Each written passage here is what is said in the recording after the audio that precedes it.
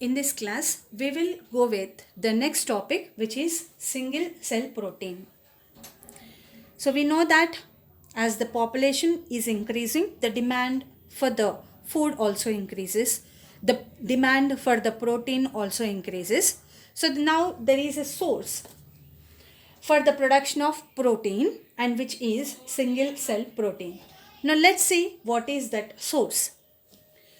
So here SCP means it is the purified, dried biomass of algae, fungi, yeast, bacteria, and other microbial species. Now, this biomass is acting as protein source. So, we are extracting the protein from the dried biomass of these microbial species like algae, fungi, yeast, bacteria. And this protein source is known as single cell protein. Now, this is the source for the protein because SCP, single cell protein, if you can observe the quantity and the quality of the protein extracted from these microorganisms is very, very high. And that is the reason why the alternate source for the growing demand of this population would be SCP. Now let's see some of the advantages of the single cell protein. So simple. We will be drying the biomass of the microorganisms and we extract the protein which is known as SCP. So advantages. So SCP has high amount of proteins, not only high amount but the quality of the protein is also high.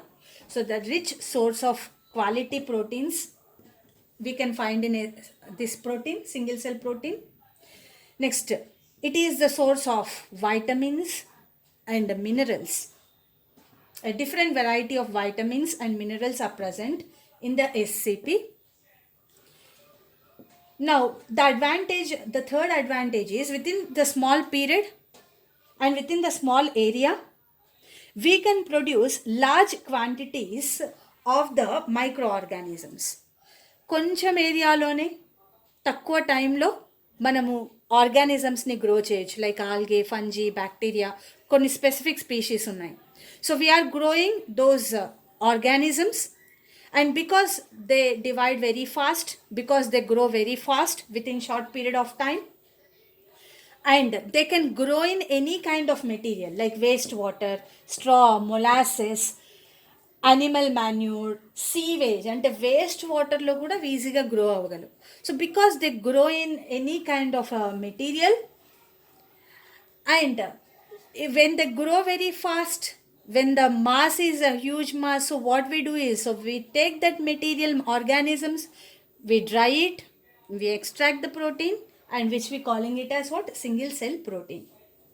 So they can grow in small period, small area, and in large quantities of those organisms can be grown. Large biomass is produced. That means large amount of protein concentration is extracted. Right. Now here they have taken an example to compare the importance, to highlight the importance of the microorganisms which are used in SCP. So they have given an example in the NCERT, which is a cow, a 250 kg weighed cow produces 200 grams of protein in a day. ఒక రోజులో ఒక cow, ఇంత wait ఉన్న ఒక cow కేవలం 200 grams of ప్రోటీన్ని మాత్రమే produce చేయగలుగుతుంది. But this is a bacteria which is Methylophilus methylotrophus. Imagine it is 250 grams.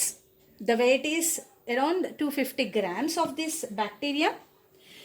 Now, when they grown in any sort of this medium, like anything, wastewater or sewage water, whatever, ekkadaina grow avutadi.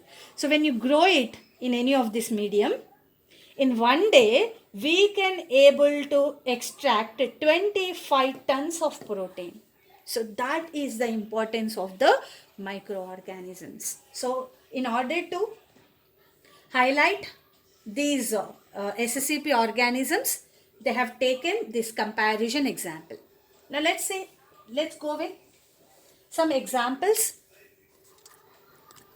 of the organisms which are used as a SSCP.